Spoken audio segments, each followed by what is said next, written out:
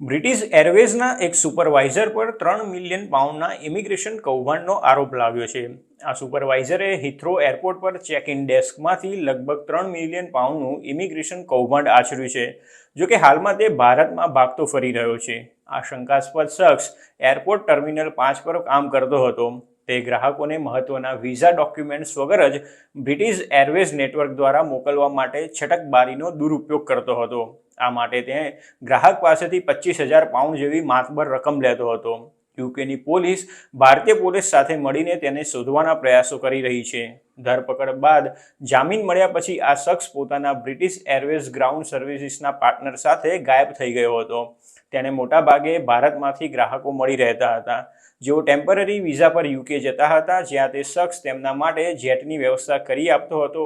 અન્ય ગ્રાહકો યુકેમાં આશ્રય ઈચ્છતા લોકો હતા, જેમને પોતાના દેશમાં પાછા ફરવાનો ડર હતો। વર્ષોથી બ્રિટિશ એરવેઝની ટોરન્ટો અથવા વેનકુવરની બ્રિટિશ એરવેઝ ફ્લાઇટમાં ટ્રાવેલ કરીને આવ્યા બાદ તરત જ આશ્રય માંગનારાઓની સંખ્યા વધવાના કારણે કેનેડિયન સત્તાવાળાઓએ ચેતવણી જાહેર કરી હતી, જેના કારણે તપાસ શરૂ કરવામાં આવી હતી, જેમાં સામે આવ્યું હતું કે આ તમામ લોકોને એક જ વ્યક્તિ દ્વારા ચેક ઇન કરવામાં આવ્યા હતા, જેણે ખોટી રીતે ચકાસ્યું હતું કે પ્રવાસીઓ પાસે પસંદ કરેલા દેશમાં પ્રવેશ મેળવવા માટે ETA એટલે કે ઇલેક્ટ્રોનિક ટ્રાવેલ ઓથોરાઇઝેશન છે।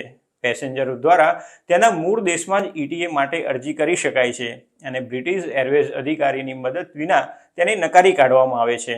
આ કેસમાં 6 જાન્યુઆરીના રોજ તેની ધરપકડ કરવામાં આવી હતી, પરંતુ બાદમાં તેને જામીન મળી ગયા હતા। તે હિથ્રોથી ભારત આવી ગયો હતો। કહેવાય છે કે ભારતમાં તેણે ઘણા ઘર ખરીદ્યા છે। બ્રિટનના એક મીડિયા અહેવાલ પ્રમાણે તે છટકબારી જાણતો હતો કે હવે ઇમિગ્રેશન તપાસ અધિકારીઓ દ્વારા કરવામાં આવતી નથી, પરંતુ એરલાઇનના સ્ટાફ પર છોડી દેવામાં આવે છે। તેણે ખોટા ડેટા ઇનપુટ કરીને અને ETA દસ્તાવેજો સુરક્ષિત હોવાનો દાવો કરીને તેને ઘણા લોકોને એવા દેશોમાં પહોંચાડ્યા હતા જ્યાં તેમને પ્રથમ વખત પ્રવેશવાની મંજૂરી મળતી નથી। જે તે દેશમાં જઈને બોગસ પેસેન્જર્સ પોતાના દસ્તાવેજો ફાડી નાખે છે અને આશ્રય મેળવવા માટેનો દાવો કરે છે। મીડિયા અહેવાલમાં સૂત્રોએ જણાવ્યું હતું કે ઘણા લોકો કેનેડા જવા ઈચ્છતા હતા, તેથી તેની ચૂકવણી કરવા માટે તેઓ બ્રિટન ગયા હતા। ઘણા લોકો 10 વર્ષ સુધી યુકે ઇમિગ્રેશન સિસ્ટમમાં અટવાયેલા હતા અને તેમને ડર હતો કે તેમને તેમના મૂળ દેશમાં પાછા મોકલી દેવામાં આવશે। આ એક બુદ્ધિશાળી યોજના હતી અને તેની મદદથી તેણે લાખો રૂપિયા બનાવ્યા છે। જોકે હકીકતમાં શું બન્યું છે તે અંગે હજી સુધી કોઈ જાણતું નથી। બ્રિટિશ એરવેઝના સૂત્રોએ જણાવ્યું હતું કે એરલાઇને સુપરવાઇઝર અને તેના પાર્ટનરના કોન્ટ્રાક્ટ સમાપ્ત કરી દીધા છે। બ્રિટિશ એરવેઝ હાલમાં તપાસમાં અધિકારીઓને મદદ કરી રહ્યું છે। બીજી તરફ યુકે હોમ ઓફિસનું કહેવું છે કે હાલમાં આ કેસની તપાસ ચાલી રહી છે, તેથી આ અંગે કંઈ કહેવું યોગ્ય નહીં રહે।